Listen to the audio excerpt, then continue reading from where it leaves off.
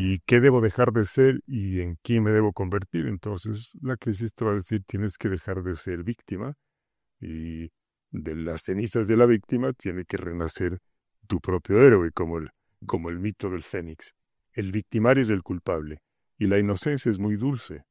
Entonces el ser humano, por naturaleza, prefiere ser inocente e impotente porque el costo de la inocencia es la impotencia. El único miedo que el ser humano tiene no es a la muerte, no es a las arañas, es miedo a perder aquello que le ha costado tanto conseguir, que es el miedo a perder la comodidad.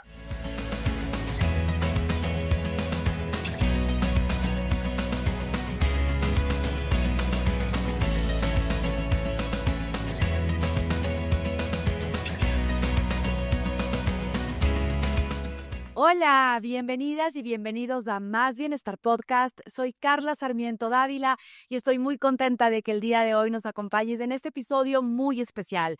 Estamos cerrando el 2025 y esperamos que este entrevistado con el que vamos a conversar el día de hoy pueda tocar tu corazón, pueda amplificar un poco tu mente y pueda expandir esos pensamientos para que este año lo cierres con gratitud y empieces el nuevo viviéndolo de una manera mucho más consciente, más coherente, más presente, porque no hay nada más lindo que vivir la vida a plenitud. Bueno, como les dije, el invitado de hoy es muy especial, pero antes de presentarlo, quiero agradecer al Hotel Ibis por abrirnos las puertas de este espacio tan bonito en donde la magia sucede. Así que si quieres venir a la ciudad de Quito, este es el lugar ideal.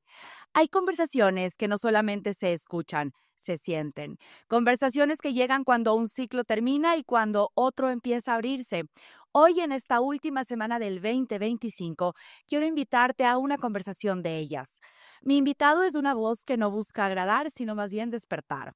Rodolfo Cabrera es autor, conferencista y asesor estratégico en manejo de crisis, pero sobre todo es un hombre que ha hecho de la adversidad un lenguaje y de la crisis un portal. Su mensaje irreverente, radical y profundamente humano nos recuerda que la comodidad enferma el alma y que la crisis no es el final, sino el rito de iniciación que nos llama a convertirnos en quienes realmente estamos destinados a ser. Qué honor tenerte el día de hoy aquí en Más Bienestar. Bienvenido. Muchas gracias, me privilegia tu invitación, tu gentileza y espero pues que mi mensaje pueda aportar un poquito de luz, en especial en estos momentos que estamos terminando el año y para aquellas personas que están atravesando mares en crisis o para aquellas que están surfeando las olas del éxito y quieren evitar la crisis. Qué importante es eso y me gusta esto que mencionas sobre tocar el corazón de las personas que ahora mismo no la estamos o no la están pasando bien, porque es bastante común encontrarnos con personas que responden bien ante una pregunta de cómo estás, pero realmente ese bien puede ir disfrazado y adentro el corazón agitado, abrumado. ¿Cómo sostenernos en medio de la adversidad cuando las cosas no están como quisiéramos que estén? Muy bien. Eh, toda crisis. ¿Cuál es la diferencia entre un problema y una crisis? Esa es una pregunta que no es menor. eh, y si es que no sé hacer la distinción, pues la diferencia, entonces quizá, porque si no sé si tengo sarampión o tengo rubiola, pues tal vez si me equivoco en el diagnóstico, me voy a tomar la pastilla equivocada y me va a ir peor. Entonces, la diferencia entre un problema y una crisis, porque tú hablaste de adversidad. ¿Qué es una adversidad? Una adversidad puede ser un problema o puede ser una crisis, son momentos adversos en la vida. Sin embargo, el problema es estratégico, el problema viene a tu vida, golpea tu puerta y te dice, Carla, he venido porque tienes que cambiar tu forma de hacer las cosas, no las hagas por acá, hazlas por el otro lado. Es estratégico, por lo tanto, el problema tiene solución. Es, todo problema tiene una solución. La crisis llega a tu casa, golpea la puerta y tú le dices, ¿qué hago con esta adversidad? Y la crisis dice, es que he venido, no hay nada que hacer, he venido para que cambies tu forma de ser. Y eso suena un tanto lírico o retórico, sin embargo es así. Entonces tú le preguntas a la crisis, ¿y qué debo dejar de ser y en quién me debo convertir? Entonces la crisis te va a decir, tienes que dejar de ser víctima y de las cenizas de la víctima tiene que renacer tu propio héroe, como el mito del Fénix. Entonces, eh, toda crisis es existencial, porque toda crisis es existencial, eh, eh, porque te desnuda tu propia identidad. O sea, lo que está muriendo es tu identidad. Entonces, la identidad, evidentemente, la víctima se rehúsa a morir. Por eso a veces cuando me dicen qué hago, les digo, bueno, yo soy una suerte de médico que te acompaña en la eutanasia voluntaria de tu víctima, porque toda víctima quiere morir, pero, pero se rehúsa de alguna manera. Entonces, y a mayor inteligencia, pues mejores argumentos esgrimimos para no dejar morir la víctima. Toda víctima quiere morir, pero se rehúsa a hacerlo. Qué sorprendente, se me hace como un tanto contradictorio, ¿verdad? Porque pareciera que una víctima está ahí para más bien estar constantemente y presente en tu vida todo el tiempo. Nunca me había puesto a pensar esto de la víctima quiere morir y quiere desaparecer, pero de alguna forma tu mismo comportamiento está impidiendo que esa víctima desaparezca. Pero se nos puede hacer un tanto complicado incluso encontrarnos como víctimas. Siento que a veces podemos acostumbrarnos a hacerlo y no darnos cuenta de que lo estamos siendo y que nos estamos acostumbrando a una vida de victimismo o de queja y que se ha convertido en parte de nuestra personalidad y tal vez desprenderse de eso resulte un tanto difícil. Sí, el problema no es que nos desprendemos, sino que lo disfrutamos. Entonces, ¿por qué? Tu vida es una novela, la vida de todos es una novela. Toda novela, sea mexicana, colombiana o venezolana, A mí ponme una turca. o una turca. Toda novela tiene tres personajes, no hay cuatro, siempre hay tres. Las víctimas, que son muchas, el villano, que es el culpable de turno, y el héroe, pero el héroe sale de entre las víctimas. Entonces, el héroe es una elección. Superman, el héroe, es Clark Kent. Es otra víctima más que el momento en que ve pues el sufrimiento ajeno del prójimo, elige ser un héroe y los dioses del Olimpo pues le dan poderes sobrehumanos y lo mismo sucede con James Bond o Tarzán. Esto no es ficción, no es ficción. Tú dices, no, sí es ficción, no es ficción. Así es la vida, el arquetipo del ser humano. Tenemos todos esa víctima, que en realidad es la víctima y el victimario son los mismos. La diferencia es que la víctima es un victimario que tiene un PhD en marketing, estudió cómo durar mejor, entonces, pero somos nuestras propias víctimas, nuestros propios victimarios, y podemos elegir ser el héroe de nuestra propia vida. El problema con el victimismo es que es muy dulce, porque la víctima se siente inocente, mientras que el culpable es el victimario es el culpable, y la inocencia es muy dulce. Entonces, el ser humano, por naturaleza, prefiere ser inocente e impotente, porque el costo de la inocencia es la impotencia. Entonces, pero elijo ser inocente, pero impotente, a culpable y poderoso. Entonces, tenemos que soltar la necesidad de ser inocentes y responsabilizarnos de lo que nadie quiere responsabilizarse, que es de la culpa. Quizá no eres culpable, pero tienes que estar dispuesto a lucir culpable por el beneficio del prójimo. Y responsabilizarte de ello, qué importante eso también. Rodolfo, está acabándose el 2025.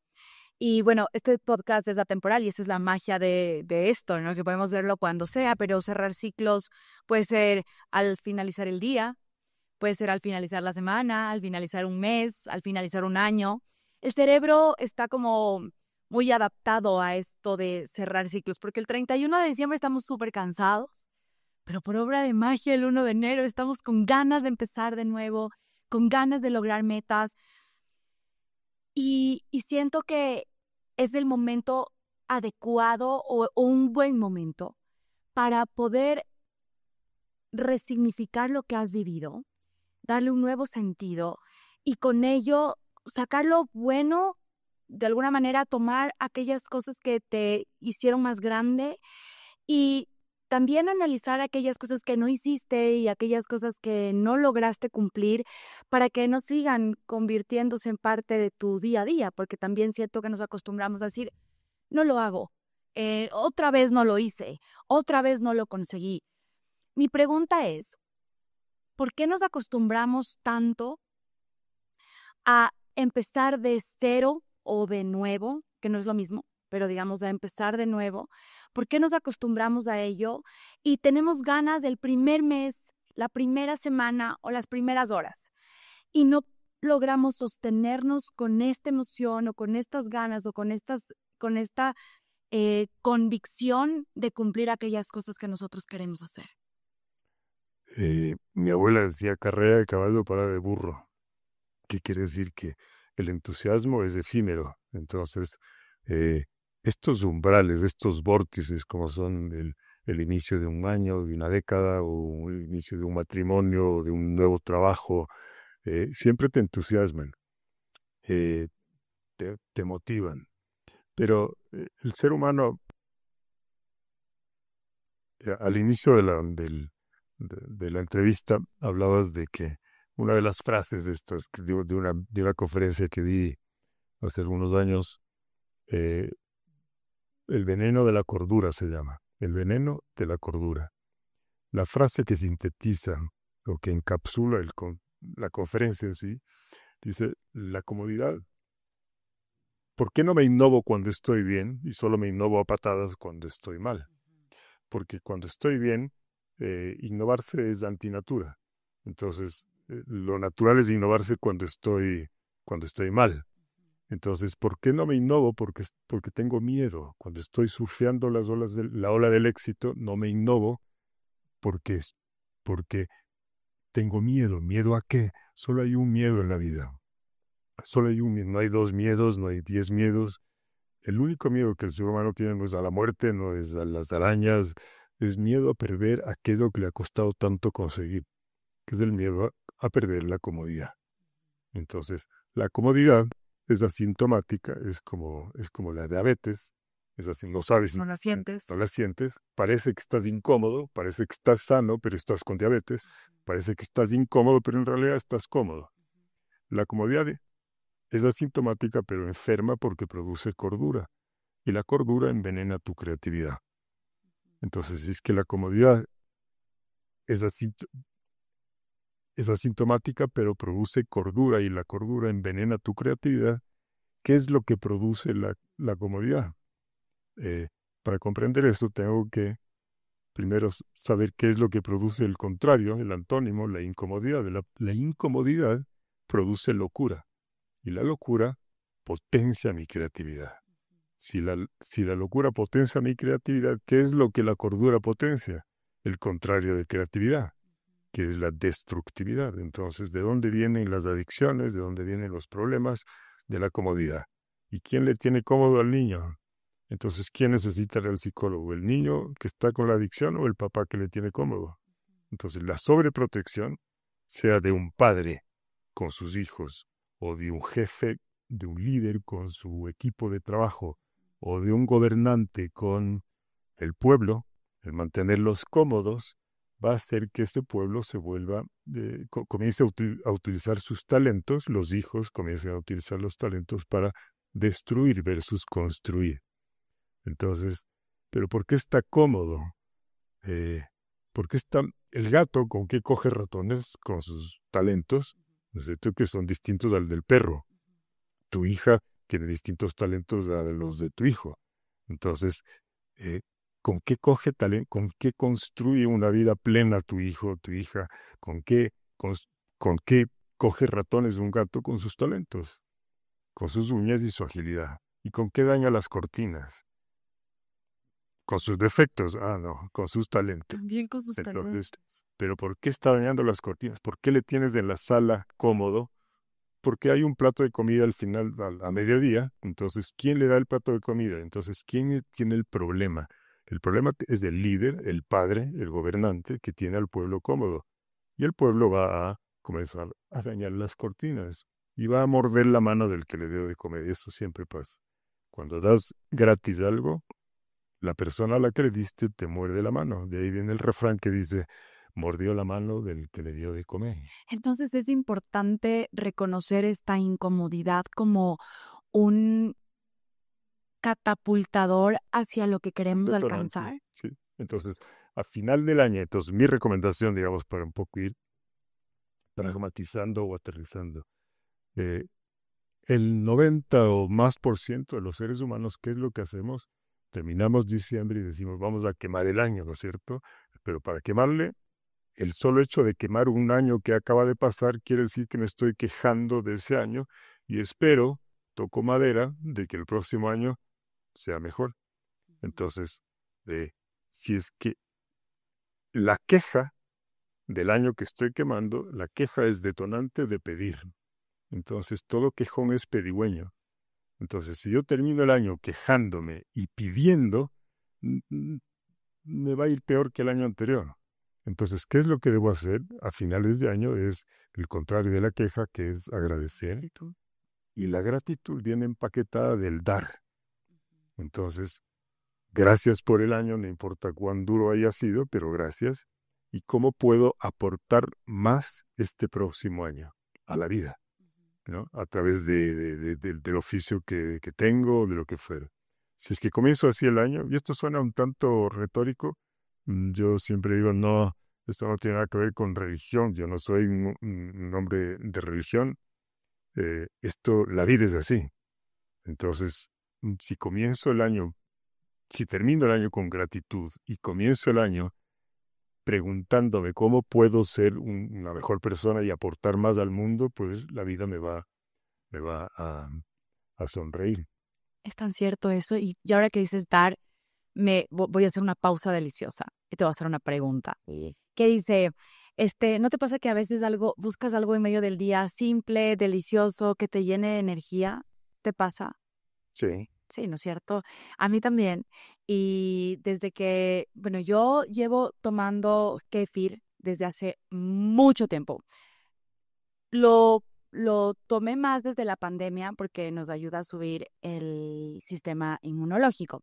Y yo tengo uno que te va a encantar porque tiene un sabor delicioso, porque además solamente tiene pocos ingredientes, 100% naturales y tiene 11 cepas. Te voy a dar a escoger, tengo 3 sabores.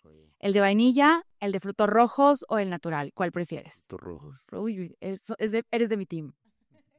Este es el de frutos rojos, este es para ti, por favor, pruébale. Entonces yo voy a tomar hoy el de vainilla y quiero contarte mientras lo pruebas que el intestino, y es de lo que estoy completamente segura que tú debes saber, el intestino y el cerebro están tan conectados que nuestro estado digestivo influye en cómo manejamos nuestro estrés y en cómo nosotros nos comunicamos. Kéfir de Regeneris es suave, sin lactosa y tiene billones de probióticos. ¿Qué significa esto? Que tiene la cantidad suficientemente alta como para generar un impacto real en nuestra digestión, en nuestra energía y en nuestro bienestar emocional. Además, como te dije, vienen sabores deliciosos, así que vamos a hacer la prueba deliciosa para potenciar nuestro día. ¿Qué tal? Está bueno. Delicioso, ¿verdad? Muy bueno, sí, sí, sí. Y lo mejor es que estás tomando una botellita que te llena de bienestar, de tranquilidad y no tienes que hacer más. Los puedes encontrar en todos los supermercados a nivel nacional. Y con esto continuamos nuestra deliciosa conversación. Y me gusta esto que tú mencionas de poder cerrar nuestro año siendo un tanto más generosos, incluso con nosotros mismos. Porque yo siento que a veces creemos que el dar solamente tiene que ver con dar afuera. Y es hermoso que puedas dar y que puedas devolver a la vida lo que la vida te está entregando. Pero muchas veces somos muy egoístas con nosotros mismos. Dejamos de mirarnos con compasión, nos tratamos de una forma súper dura. Nos hablamos, yo digo, como no permitiríamos que nadie nos hablara. Nos decimos cosas duras, somos un tanto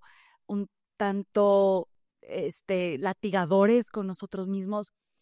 Y este proceso de empezar a darnos más atención, pausas, porque también siento que vivimos como muy rápido, como muy deprisa, y por vivir tan rápidamente, siento que llegas a diciembre y dices, ¡ah! ¡Qué rápido se me pasó el año! Ni siquiera disfruté. O se te acaban las vacaciones y dices, pero ¿cómo pasaron así? Y creo que también es esta rapidez en la que vivimos, es porque no sé si crees lo mismo que yo, pero yo siento que mi abuelita disfrutaba antes la vida mucho más. Ella vivía súper más despacio, no tenía tantas actividades en la agenda y disfrutaba más la vida. Y ahora nosotros, cada año es cada vez más rápido. ¿Qué opinas con respecto a esto? A ver, primero tú dijiste, tenemos que ser más generosos. Y la generosidad es un producto terminado. Entonces, el ser humano no puede elegir. Esto es importante y el ser humano no puede ser generoso, es egoísta por naturaleza. Sin embargo, el egoísmo es la materia prima de la generosidad. El ser humano es egoísta por naturaleza, al contrario de lo que decía Rousseau y los ingenuos. El ser humano es egoísta por naturaleza. Sin embargo, el egoísmo es la materia prima de la generosidad. Por lo tanto, entonces podemos ser generosos, pero la generosidad es una elección de aceptar mi egoísmo y condimentarlo ¿con qué? Con gratitud. Entonces, la gratitud, tú no puedes elegir el libre albedrío, tú no puedes elegir ser generoso. Lo que sí puedes elegir es agradecer del año que pasa o agradecer de lo que tengo versus quejarte. Si es que agradezco, entonces la consecuencia natural, orgánica de la gratitud va a ser la generosidad. Entonces tú no le puedes decir a tus hijos que ser generoso, porque no pueden ser generosos. Lo que sí pueden elegir, no pueden elegir ser generosos, lo que sí pueden elegir es ser gratos, agradecidos. Y si son agradecidos, entonces les va a florecer la generosidad. Que si soy quejón, me quejo, de manera natural me va a florecer el egoísmo. Entonces, ¿de dónde viene el egoísmo? De la semilla de la queja. Y la queja y la gratitud es una elección. Y la elección es el libre albedrío, que es esa herramienta que tenemos los seres humanos empolvándose en el ático de nuestra conciencia, que no tiene el perro, pero el ser humano sí puede elegir agradecer o quejarse de lo que la vida le da. Y eso lo transforma todo. Eso lo transforma. Es muy simple. ¿Cómo o qué pasó en tu vida para que puedas mirar las crisis como esta capacidad de resignificación de vida? Lo que pasa en la vida de todo ser humano. Llega un momento en donde mueres. Muere. ¿Qué parte tuya muere? La víctima. ¿Qué tiene que suceder para que muera tu víctima? Pues tienes que arrastrarte por el infierno de una crisis y darte cuenta que en la crisis, ¿cómo sales de una crisis? Cuando en las conferencias pues que doy o en mis escritos, siempre digo, la gente pregunta, ¿cómo salgo de la crisis? Estoy en crisis. ¿Cómo salgo de la crisis? Entonces, primero es importante, si quiero saber cómo logro cocinar una buena sopa de mariscos, porque me sale fatal la sopa de mariscos, entonces primero dame la receta de cómo estás logrando que te salga fatal la sopa de mariscos. Entonces, si tú haces la receta de cómo estás haciendo, cuál es tu receta para que la sopa de mariscos te salga fatal, entonces luego vamos a ver qué estás haciendo mal. Entonces, primero hay que comprender cómo entré en crisis. No, es que no fue mi culpa. La crisis me vino, no. Yo entré en crisis. ¿Cómo entro en crisis? La manera de entrar en crisis es quejarse. ¿Quejarse de qué? Quejarse de cosas absolutamente nimias e intrascendentes, es decir, de bobadas. Cuando tú si tú me invitas a tomar una sopa en tu casa y ves que que me como con mucho gusto, ¿qué me vas a decir? ¿Te gustó? Te sirvo un poco más. Y me vas a servir un poco más de sopa porque viste que disfruté mucho de aquello que cocinaste para mí, ¿verdad? Entonces, cuando la vida o, o Dios para los religiosos, cuando ve que tú estás quejándote de bobadas y disfrutando, saboreando quejarte de bobadas, te va a servir te va a servir más para que te tengas de qué quejarte. Esto suena muy coloquial y muy simple, pero así es.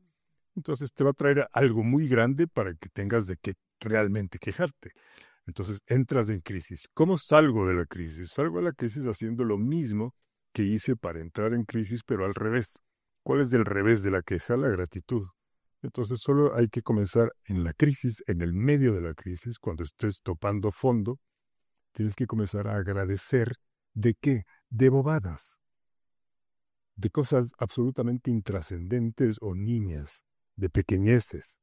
Si tú haces un inventario al final de este año de las bobadas y comienzas a agradecer de esas bobadas, la vida te va a servir un plato más contundente para que el próximo año para que tengas de qué agradecer.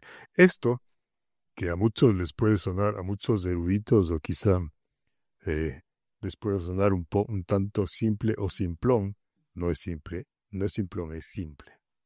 Es simple.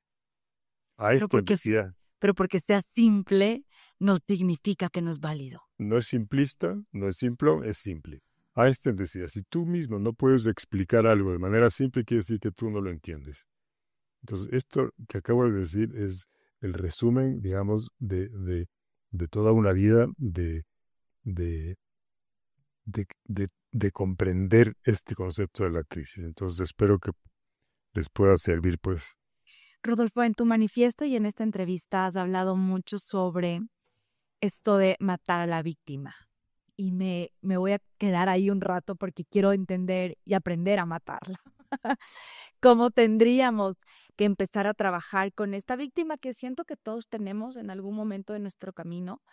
¿Cómo hacer para enfrentarla, mirarla y decir, hasta aquí llegaste, chiqui? Muy bien.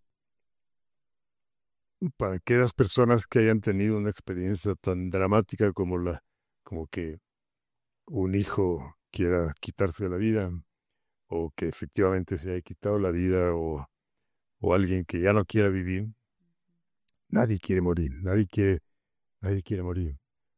Lo que esa persona que te dice ya quiero morirme o quiere suicidarme, lo que te está diciendo es quiero que una parte mía dentro de mí muera. Entonces, si tú a esa persona le debas en una barca, le llevas a la mitad del mar y le empujas al agua y le dejas ahí, vas a ver cómo lucha por sobrevivir y va a querer vivir. Lo que quiere es que una parte dentro de sí muera. ¿Qué parte? La víctima. Entonces, si yo como padre le pongo oxígeno a la víctima para que no se muera y le ayudo y le sigo manteniendo cómodo, estoy dándole oxígeno a esa víctima. Entonces, ¿qué debe hacer un padre? La víctima lo que quiere morir porque es inútil. ¿Y por qué es inútil? Porque no se siente útil. Entonces, para sentirse útil hay que, lo que siempre sugiero, débale a cuando estamos en modo víctima, o que queremos suicidarnos, digamos, no queremos morir, queremos que la víctima muera. Entonces, ¿qué es lo que hay que hacer? Hay que irse, los griegos le llaman némesis, es un baño de realidad. O sea, hay que ducharse de realidad. ¿Qué es una ducha de realidad? Es irse a un orfanato al final del año.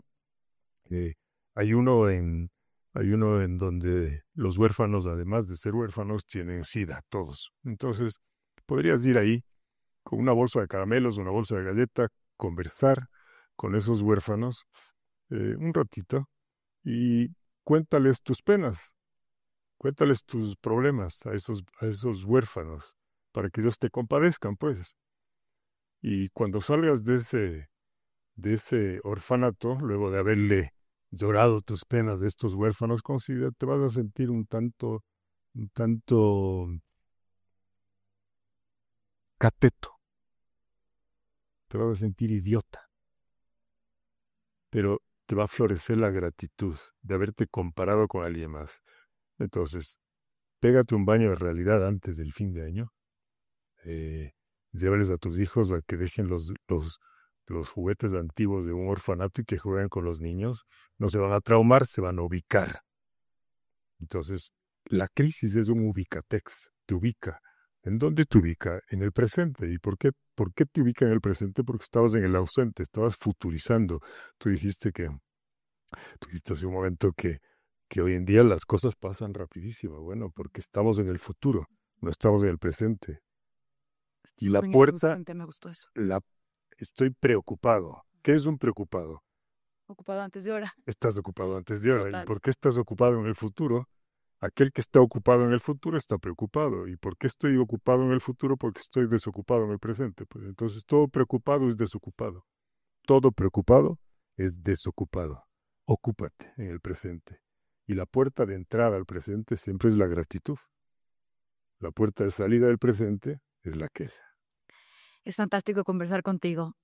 Yo creo que una de las cosas que nosotros debemos hacer antes de cerrar un ciclo es como hacer un recap de todas las cosas que hemos vivido. Un inventario. O un inventario. ¿Cómo crees tú que deberíamos, o cuál es la forma en la que tú quisieras dejarles a las personas que nos miran, como esta forma de cerrar el año, como tú decías, como con esta dosis de realidad, con este baño de realidad? Pero ¿qué debo ver? ¿Qué debo ver durante este año que viví? ¿Qué debo ver durante estos 12 meses?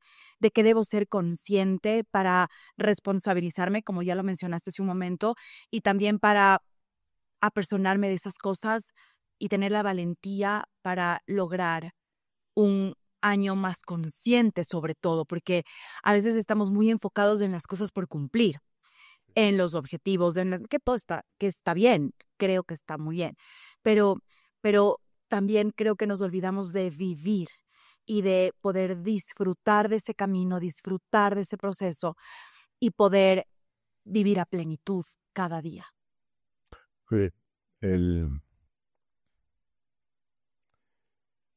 Una recomendación importante sería porque Instagram y todas las redes sociales hoy día, ¿qué es lo que enseñan? Es lo bonito. O sea, tú no vas a salir desarreglado y sucio en una foto. Siempre sacas lo mejor de ti. Y nadie ve lo peor. Entonces, todos estamos viviendo tiempos de oscurantismo en donde la ingenuidad del ser humano está muy elevada. Entonces, adolecemos de una ingenuidad cuasi supina. ¿Y de dónde viene la ingenuidad? De la sobreprotección, de haber vivido en un mundo entre algodones, con mucha comodidad. Entonces,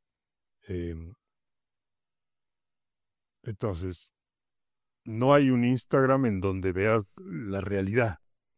Entonces, yo siempre sugiero hacer un intercambio de regalos, es decir, ¿qué es lo que haces a final de año? Intercambias regalos, es decir, te comparas. Deberíamos hacer un intercambio de problemas, entonces yo te entrego los míos,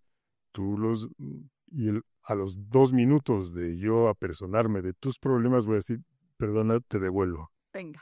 Dame los míos, gracias Dios gracias a la vida por los problemas que tengo. Entonces, el ser humano no puede, tú a tus hijos les dices, no te compares. Es imposible no compararse.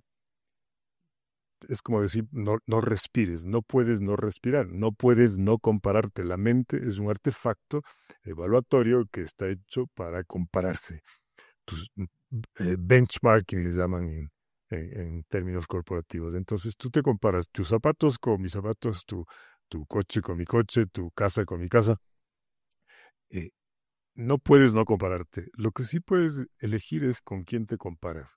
Con el que tiene los zapatos Prada de $2,000. Entonces, ¿qué es lo que te va a provocar eso? Veo en Instagram que tienes unos zapatos de $2,000, entonces veo los míos viejos. ¿Y qué me va a provocar? Quejarme y pedir aquello que no tengo. Entonces, lo que sí puedo elegir es con quién me comparo. Me comparo con el que tiene los zapatos viejos, con el que no tiene zapatos o con el que no tiene pies. Entonces, si es que me comparo con esas personas, ¿qué me va a surgir? Me va a surgir gratitud de los viejos que tengo y ¿qué es lo que me va a generar? Generosidad, de ir al closet, sacar un par de zapatos de los 48 que tengo y regalarle a aquella persona que no tiene zapatos. Y el momento, y tú dices, y comparaste con la persona, eso no es conformismo, no es conformismo, porque el momento que tú creas un espacio, un vacío en el closet, porque saqué unos zapatos que fui a darle a alguien más, ese vacío, esa vacuidad crea, me van a llegar otros zapatos que probablemente van a ser o los mismos que quería, que añoraba, u otros mejores. Entonces, hay que aprender a compararse por eso digo, anda al orfanato y compárate.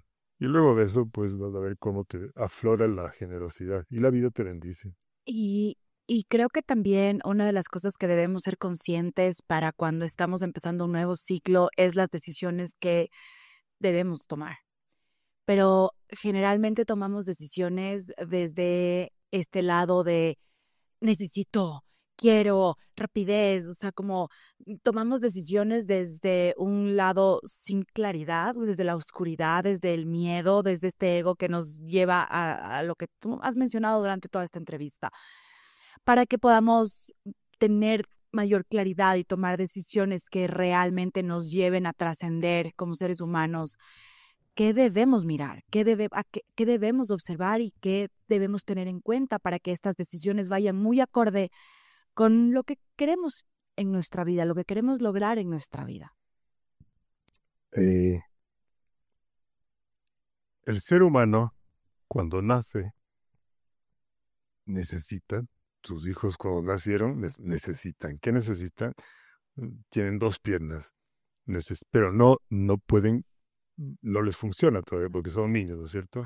Entonces necesitan la pierna izquierda, que es cariño, necesitan un proveedor externo de cariño, de aceptación.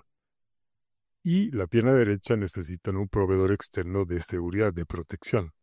Entonces tus hijos no se pueden aceptar a sí mismos, no se pueden querer a sí mismos todavía cuando son bebés y tampoco se pueden proteger. Entonces tú eres el proveedor externo de protección y de cariño. Conforme crecemos, los padres tenemos que, si es que educo a mis hijos para que sigan necesitando de mi protección y de mi cariño, entonces estoy castrándolos, perdón la palabra. Pero si es que yo les educo para que ellos sean sus propios proveedores de seguridad y de cariño, de grandes no van a ser patojos, van a tener las dos piernas fuertes y no van a atraer patojos. Entonces, el ser humano tiene que liberarse de sus necesidades, tiene que llegar a no necesitar un proveedor externo ni de cariño ni de seguridad. Y en ese momento aflora lo que se llama el amor, porque lo contrario es enamoramiento. El que tiene seguridad, que es una persona segura de sí misma, se enamora de una persona que es insegura, pero en cambio que se acepta mucho, entonces caminas juntos y te necesitas. Eso es el enamoramiento, es biológico. El amor es lo que aflora cuando el enamoramiento muere. Entonces, primero la época del enamoramiento, luego viene el enodiamiento, y luego del enodiamiento puede aflorar o no el amor. Y el amor no es mariposa en el estómago, es una elección, aunque suene de un cliché. Pero es cierto. Entonces, pero el amor solo surge cuando no le necesito a la otra persona. Ahí puedo elegir amarlo. De lo contrario es negocio, es transaccional, le necesito. Y esa es no es que ya no le quiero a esta persona, ya no le amo, no, ya no estás enamorado, sí. Nunca le has amado, nunca le has amado. Puedes elegir amarle una vez que no le necesites. Qué importante eso. Ya casi que cerrando nuestro bloque de entrevista, ¿cómo lo has pasado? Delicioso. Qué bueno. Vamos a entrar a un segmento que es de preguntas rápidas. Sí. Y tú solamente me dices lo primero que aparezca en tu cabeza. Sí. Dice, ¿la crisis que más te transformó? La crisis que más siempre son tres crisis: salud, dinero y amor. Entonces, a unos les cae por un lado, a otros por el otro y a otros por el otro. Pero a mí me cayó por todo lado.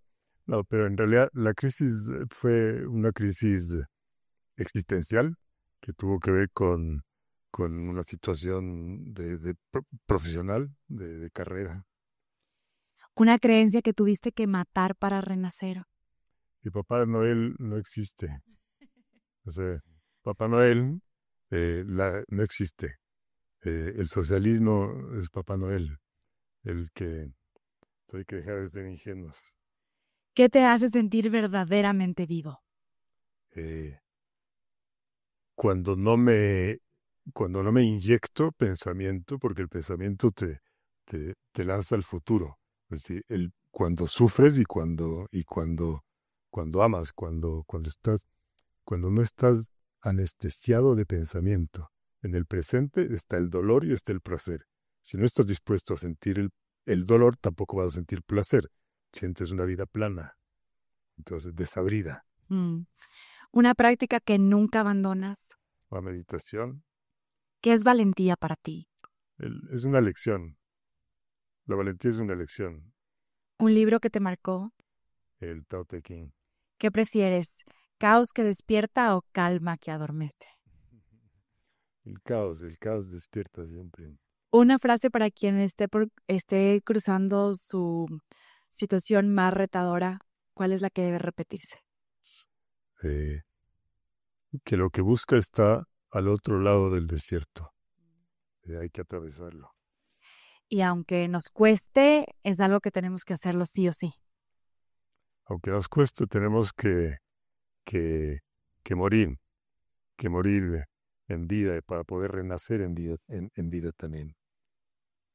Y creo que es algo que nos despierta, nos hace como este llamado a no dejar que las cosas que nos están sucediendo sean o determinen nuestra vida, porque creo que también como seres humanos muchas veces dejamos que las circunstancias que vivimos determinen nuestro presente y no siempre pueden determinar, pueden ser influyentes, pero no de alguna manera determinar en nuestro estilo y en nuestro ritmo de vida. O sea, determinan sí, porque toda crisis tiene una virtud noble y un propósito, que es asesinar a la víctima que todos llevamos dentro. Toda crisis viene a asesinar a la víctima que todos llevamos dentro. Qué importante eso, Rodolfo. Muchas gracias, de verdad. Gracias por darnos la posibilidad de cerrar el año y como les decía al inicio, este podcast es atemporal, así que lo puedes escuchar un domingo de cualquier mes o al final de cualquier día. Sí. Porque nada nos garantiza que vamos a llegar al otro fin de año, ni siquiera este, pero sí darnos cuenta de que cada momento podemos elegir quién queremos ser y cómo queremos vivir lo que estamos pasando. Así que gracias de verdad por haberte dado este tiempo, por acompañarnos en el último episodio del 2025. ¿Qué mensaje le dejas a las personas que nos están mirando? Tomo prestadas las palabras de Cervantes, pues, para regalarles esta profecía para el 2026, que Cervantes dijo: que la vida les devuelva la locura, que tengan la cordura de saberse locos y no la locura de creerse cuerdos. De esos momentos en donde escuchas algo distinto que te lleva a pensar de una manera diferente también. Gracias por hacernos de este espacio un lugar para mirar de una manera distinta las cosas y para reconocer que en medio de la locura podemos crear cosas maravillosas y nuestra vida puede trascender de una forma que, además, yo digo que en esa silla me gusta conversar con personas que están haciendo del mundo un mundo distinto. Así que gracias por dejarnos esa visión y por permitirnos aprender un poco más de ti. ¿Dónde te encuentran en redes sociales o si es que alguien quiere contactarte? Sí, no me promociono mucho, pero en Instagram tengo una página que pueden encontrar algunas ideas que les puedan servir a las personas que, como digo, ¿Cómo estás en Instagram? No estoy seguro, pero Rodolfo Cabrera. Ok, y no usas mucho. Digamos, sí, no uso tanto. Ok, gracias Pero, Rodolfo, gracias, gracias. Y gracias a ustedes que este 2025 lo cierren, como lo hemos hablado en este capítulo, con mucha gratitud, con mucha conciencia y que empiecen este nuevo año con esperanza, con fe, con su corazón abierto a grandes cosas.